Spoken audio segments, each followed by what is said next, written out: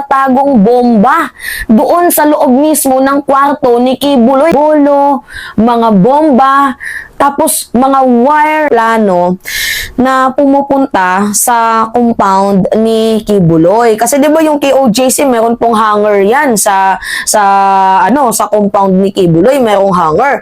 So, yung lalaking yun, habang naglilinis daw po siya, natagpuan niya na mayroong bumabang eroplano, tapos yung laman daw po nun is purong mga baril, supplier ng mga machineries sa mga di umano'y terorista, mga armadong komunistang grupo. Kibuloy ay supplier ng mga baril, na mga machineries sa mga armadong komunistang teroristang grupo ba?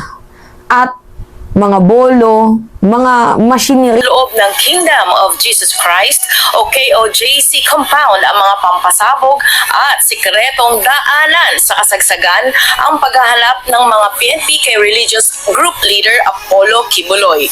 Ipinakita ni Secretary Abalos ang picture ng Molotov bomb at mga bolo na natagpuan sa compound. High class bomb. Meron din ang mga barbed wire. Yung PNP, ginagamitan po nila ngayon ng laser. Ganun po kaano yung KOJC.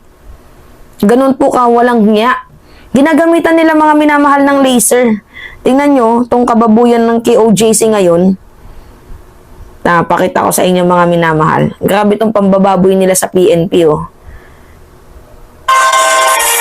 Lalaine, ano ang detalye nitong sinasabing umunoy panunuto ng laser devices ng KOJC members sa mga pulis?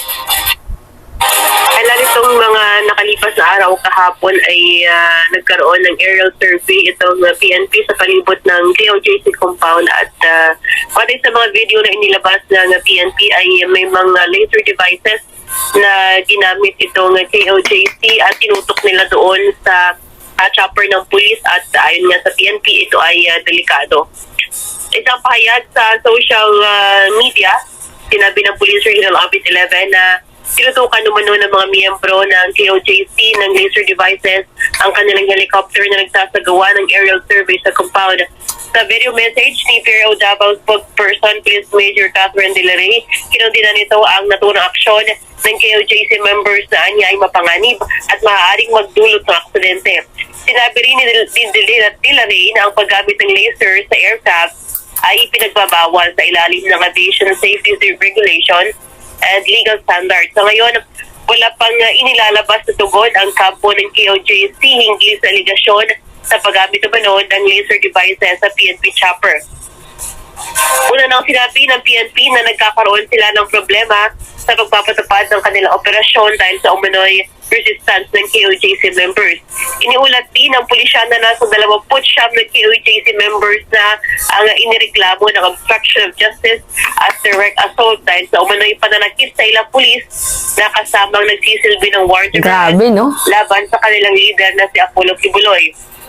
Sa panig naman ng KOJC, patuloy na tinutulan nila ang ginagawang operasyon ng pulisya na nila ay nakakaabala na sa kanilang operasyon sa loob ng compound. Partikular na inireklamo ng KOJC ang umano'y drilling operation ng mga pulis sa ilan nilang gusali at patuloy na pagsuyod sa ilang bahagi ng compound na pinag-iinalaang pinagtataguan ng mano ni Kibuloy. Ito na ay kapitong araw ng pananatili ng pulisya sa loob ng KOJC compound. Hanggang ngayon nga ay hindi pa rin nila nahanap itong si Apollo Kibuloy at kanyang apat na kapwa-akusado.